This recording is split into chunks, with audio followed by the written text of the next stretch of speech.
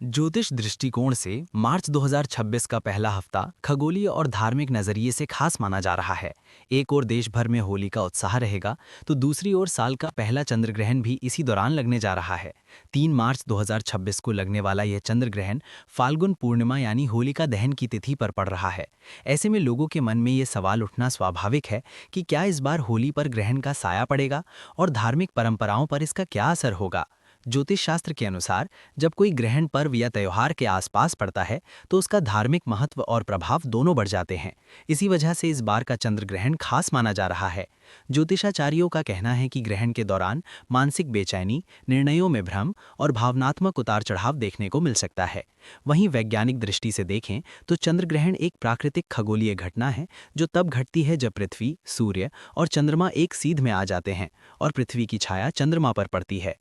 चंद्र ग्रहण 2026 का समय और सूतक काल। खगोलीय गणनाओं के अनुसार 3 मार्च 2026 को लगने वाला ये चंद्र ग्रहण सिंह राशि और पूर्वा फाल्गुनी नक्षत्र में होगा। भारत में ये ग्रहण सूर्यास्त के आसपास दिखाई देगा। ग्रहण प्रारंभ 3 मार्च 2026 दोपहर 3:20 पर। ग्रहण समाप्त 3 मार्च 2026 शाम 4:46 पर। सूतक काल। शास्त्रों के अनुसार चंद्र ग्रहण का सूतक 9 घंटे पहले लग जाता है। इस आधार पर सूतक काल 3 मार्च की सुबह लगभग 6:20 से मान्य होगा। धार्मिक मान्यता के मुताबिक सूतक काल के दौरान मंदिरों के कपाट बंद रहते हैं और किसी भी तरह के शुभ कार्य जैसे पूजा पाठ, हवन, विवाह या नामकरण आदि वर्जित माने जाते हैं। हालांकि ये नियम उन स्थानों पर लागू होते हैं जहां ग्रहण दिखाई देता है। क्या भारत में दिखाई देगा ये चंद्र ग्रहण? इस बार चंद्र ग्रहण भारत के अधिकांश हिस्सों में दिखाई देगा। यही वजह है कि भारत में इसका सूतक काल भी मान्य रहेगा। खगोलविदों के अनुसार ये ग्रहण एशिया, यूरोप, ऑस्ट्रेलिया, अफ्रीका और अमेरिका के कुछ हिस्सों में भी देखा जा सकेगा। भारत में सूर्यास्त के समय चंद्र ग्रहण दिखाई देने के कारण लोग इसे अपनी आंखों से देख सकेंगे। चूंकि चंद्र ग्रहण को देखना आंखों के लिए हानिकारक नहीं माना जाता, इसलिए इसे बिना किसी विशेष उपकरण के भी देखा जा सकता है। राशियों पर प्रभाव। किन लोगों को रहना होगा सतर्क? ज्योतिषाचार्यों के अनुसार सिंह राशि में ग्रहण लगने के कारण कुछ राशियों पर इसका असर ज्यादा पड़ सकता है। विशेष रूप से 3 राशियों को सावधानी बरतने की सलाह दी जा रही है। सिंह राशि। चंद्र ग्रहण सिंह राशि में लग रहा है, इसलिए इस राशि के जातकों को गुस्से और भावनाओं पर नियंत्रण रखना चाहिए। सेहत को लेकर भी थोड़ी सावधानी जरूरी है। अनावश्यक तनाव से बचें और किसी बड़े फैसले को टालना बेहतर रहेगा। कर्क राशि। चंद्रमा कर्क राशि का स्वामी होता है।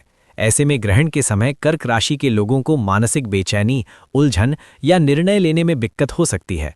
परिवार से जुड़े मामलों में गलतफहमी बढ़ सकती है, इसलिए बातचीत में संयम रखें। कुंभ राशि। कुंभ राशि वालों के लिए बनते कामों में अड़चन आने के योग बन रहे हैं। निवेश या बड़े आर्थिक फैसलों से फिलहाल दूरी बनाए रखना बेहतर रहेगा। किसी भी तरह का जोखिम उठाने से बचें।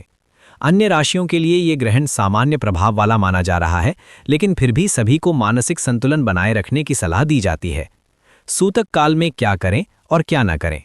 धार्मिक मान्यताओं के अनुसार सूतक काल के दौरान कुछ नियमों का पालन करना शुभ माना जाता है।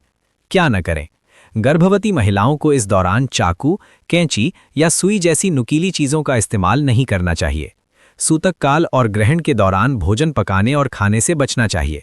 हालांकि बुजुर्गों और बीमार लोगों को छूट दी जाती है। ग्रहण काल में नए काम की शुरुआत या शुभ कार्य नहीं करने चाहिए। क्या करें? ग्रहण के समय ओम नमः शिवाय या विष्णु सहस्त्र नाम का पाठ करने से मानसिक शांति मिलती है। सूतक काल लगते ही खाने पीने की चीजों में तुलसी के पत्ते डाल देना परंपरा मानी जाती है। ग्रहण समाप्त होने के बाद स्नान करें और घर में गंगा जल छिड़कें। इस दिन सफेद वस्तुओं जैसे चावल, दूध, चीनी या सफेद कपड़े का दान करना पुण्यदायी माना जाता है। होली और ग्रहण, क्या रखें ध्यान?